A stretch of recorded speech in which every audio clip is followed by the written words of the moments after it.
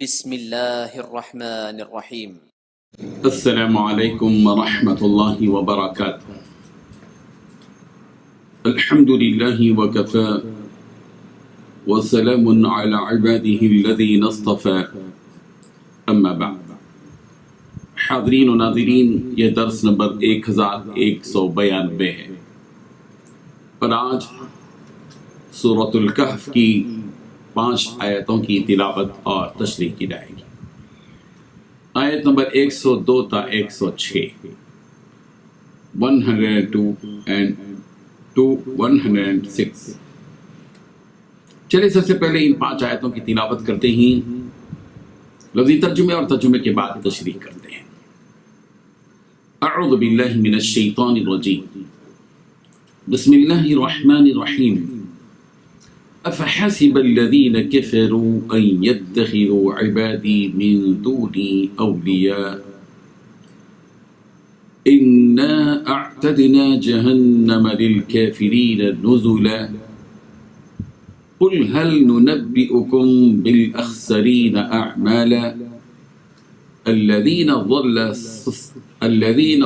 سعیهم فی الحیاة الدنیا وهم يحسبون أنهم يحسنون صنعا أولئك الذين كفروا بآيات ربهم ولقائه فحبطت أعمالهم فلا نقيم لهم يوم القيامة وزنا ذلك جزاؤهم جهنم بما كفروا واتخذوا آياتي ورسلي هزوا صدق الله العظيم۔ لفظی ترجمہ یوں ہے، افحسب، کیا پھر گمان کیا ہے، الذین، ان لوگوں نے جنہوں نے کفر، کفر کیا، یتخذوا، کہ وہ ٹھہرائیں، عبادی، میرے بندوں کو، من دونی، سوائے میرے، اولیاء، کارساز۔ انا اعتدنا، بے شک ہم نے تیار کیا ہے، جہنم، جہنم کو، للکافرین، کافروں کے لیے، نزولا، بطور مہمانی۔ قل، کہہ دیجئے، هل ننبئکم، کیا ہم تمہیں خبر دیں، بالاخسرین، زیادہ خسارہ پانے والوں کی، اعمالا، اعمال کے اعتبار سے، الذین، وہ لوگ کہ ضل، ضائع ہو گئی، سعیہم، ان کی کوشش، فی الحیات الدنیا، دنیا کی زندگانی میں، وہم، جب کہ وہ، یحسبون، گمان کرتے ہیں، انہم، کہ بے شک وہ، یحسنون، اچھے کر رہے ہیں، صنعا، کام۔ اولئک، یہی لوگ ہیں، الذین، جنہوں نے، کفروا، انکار کیا، بآیات ربہم، اپنے رب کی آیات کا، ولقائہ، اور اس کی ملاقات کا، فحبطت، تو برباد ہو گئے، اعمالہم، ان کے اعمال، فلا نقیم، ہم قائم نہیں کریں گے، لہم، ان کے لیے، یوم القیامت، قیامت کے دن، وزنا، کوئی وزن، ذالک جزاؤہم، یہ ان کی سزا ہے، جہنم، جہنم، بما، بوجہ اس کے کہ کفر، انہوں نے کفر کیا، واتخذوا، اور انہوں نے بنایا، آیاتی، میری آیتوں کو، ورسلی، اور میرے رسولوں کو، ہزوا، ٹھٹا، مذاق۔ ترجمہ یوں ہے، جن لوگوں نے کفر اپنا لیا ہے، کیا وہ پھر بھی یہ سمجھتے ہیں کہ مجھے چھوڑ کر میرے ہی بندوں کو اپنا رکھوالا بنا لیں گے؟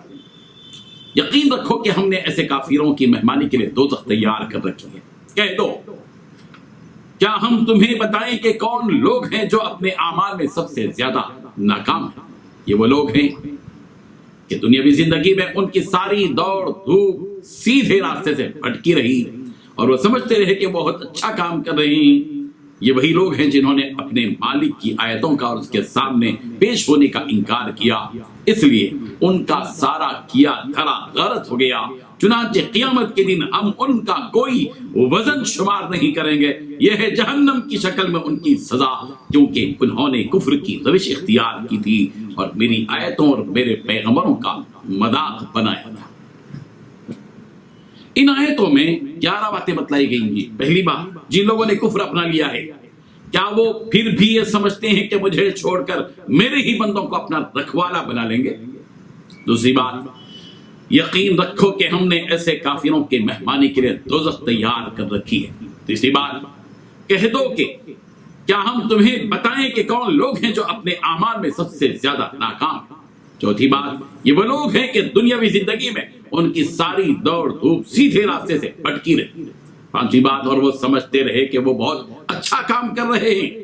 چھٹی بات، یہی وہ لوگ ہیں جنہوں نے اپنے مالک کی آیتوں کا اور اس کے سامنے پیش ہونے کا انکار کر دیا۔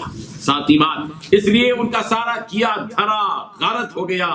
آٹھویں بات، چنانچہ قیامت کے دن ہم ان کا کوئی وزن شمار نہیں کریں گے۔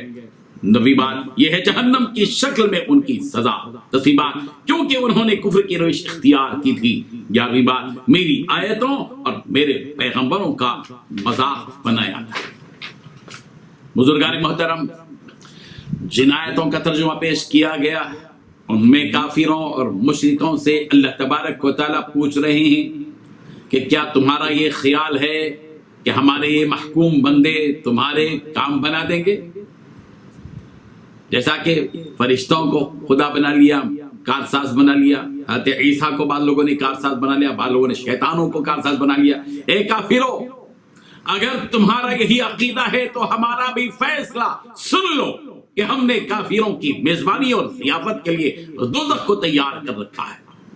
اے نبی، آپ فرما دیجئے کہ کیا ہم ایسے لوگوں کی نشاندہی کریں جو اعمال کے اعتبار سے انتہائی خسارے اور نقصان میں ہیں؟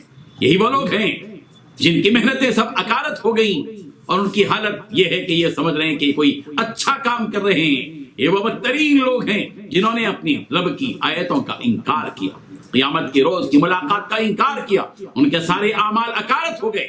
دنیا میں یہ لوگ جو اپنے آپ کو وزنی اور معتبر سمجھ رہے ہیں، کل قیامت کے دن ان کا کوئی وزن باقی نہیں رہے گا، کوئی وزن قائم نہیں رہے گا۔ ان کے کفر کی وجہ سے ان کا بدلہ دوزخ ہی ہے۔ انہوں نے اتنا بڑا جرم اس دنیا میں کیا کہ میری آیتوں کا بھی مذاق اڑایا۔ اللہ تعالیٰ کہہ رہے ہیں میری آیتوں کا مذاق اڑایا، اور میں نے جن رسولوں کو ان کی طرف ان کی ہدایت کے لیے بھیجا تھا انہوں نے ان رسولوں کا بھی مذاق اڑایا۔ ان آیات کے ذریعے یہ حقیقت بتائی گئی ہے کہ ہمارے کاموں کے بنانے کی طاقت و قوت صرف اور صرف اللہ تبارک و تعالیٰ کے ہاتھ میں ہے۔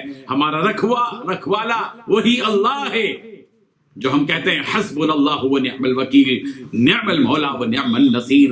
وہی ہمارے کاموں کا کارساز ہے، وہی ہمارے لیے کافی ہے، وہ اللہ ہے، وہی بہترین مولا، وہی بہترین کارساز، وہی بہترین مددگار ہے۔ مگر بعض جاہل اور گمراہ انسانوں نے اللہ کو چھوڑ کر دوسروں کو اپنا رکھوالا بنا لیا اور یہ غلط فیصلہ کر لیا کہ ہمارے کاموں کو بنانے والے فلاں اور فلاں ہیں۔ جیسے بعض کافروں اور مشرکوں نے فرشتوں کو یا حضرت عیسیٰ علیہ السلام کو اپنا رکھوالا بنا لیا، اور بعض نے شیطانوں کو اپنا رکھوالا بنا لیا۔ انہوں نے یہ غلط گمان کر لیا کہ یہ سب نفع دیتے ہیں اور یہ سب عذاب سے بچا سکیں گے۔ یہ باطل معبود جن کو لوگوں نے اپنا معبود بنا لیا، ان میں کسی بھی قسم کی کوئی طاقت نہیں ہے۔ سورہ مریم کی آیت نمبر 81 اور 82 81 اور 82 میں یہ بات بتائی گئی، وَاتَّخَذُوا مِن دُونِ اللَّهِ آلِهَةً لِيَكُونُوا لَهُمْ عِزًّا كَلَّا سَيَكْفُرُونَ بِعِبَادَتِهِمْ وَيَكُونُونَ عَلَيْهِمْ ضِدًّا۔